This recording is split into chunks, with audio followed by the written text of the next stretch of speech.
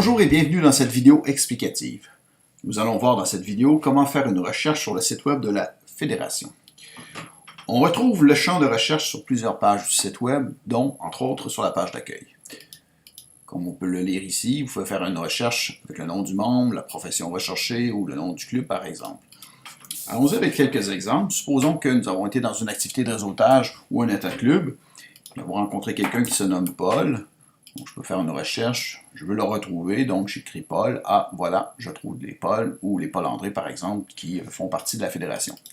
Si nous avons le nom de la personne en question, au complet, je prends quelqu'un au hasard, donc disons Christian Dubé, par exemple, que je salue. Donc,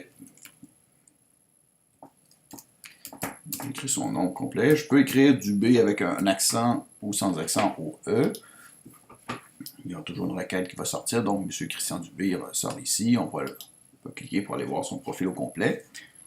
Si par exemple nous cherchons une profession, par exemple arpentage, donc je vais cliquer tout simplement arpentage et nous allons avoir tous les arpenteurs qui font partie de la fédération.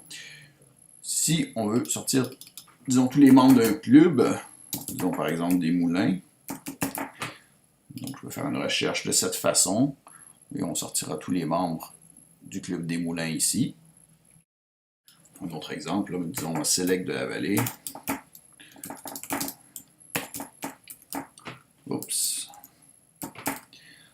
Je vais continuer avec mon erreur. Disons qu'on fait une erreur avec, on fait une recherche. À ce moment-là, nous allons voir qu'il y a une indication qui dit qu'on est désolé qu'il n'y a aucun résultat et de vérifier l'orthographe.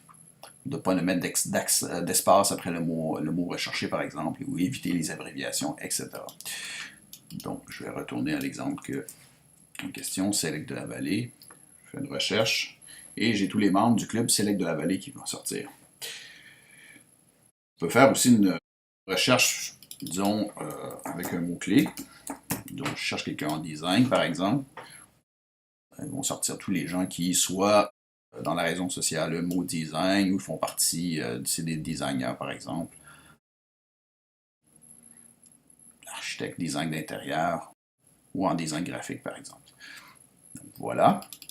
Avant de terminer, supposons que nous avons rencontré une personne durant une activité de réseautage et que cette personne-là nous a dit qu'elle a étudié au HEC de Montréal. Je prends un exemple comme ceci. Donc, j'écris HEC de Montréal. Voilà, je fais la recherche. Bien entendu, la personne a écrit dans sa description HEC de Montréal, d'où l'importance. Donc on voit, c'est Karine Dallaire, effectivement, cette personne-là que je cherchais, donc HEC de Montréal, d'où l'importance d'avoir une description personnelle de son entreprise et de ses produits et services bien complète dans son profil. Donc les autres membres pourront nous trouver beaucoup plus facilement. Autre exemple, rapidement, en terminant, si la personne nous a dit que son entreprise est à Carignan, donc j'écris Carignan, ça fonctionne aussi les recherches pour les villes, donc je tombe sur José Ducharme, effectivement, c'est son entreprise, et on va aller voir, la ville est à Carignan. Donc voilà.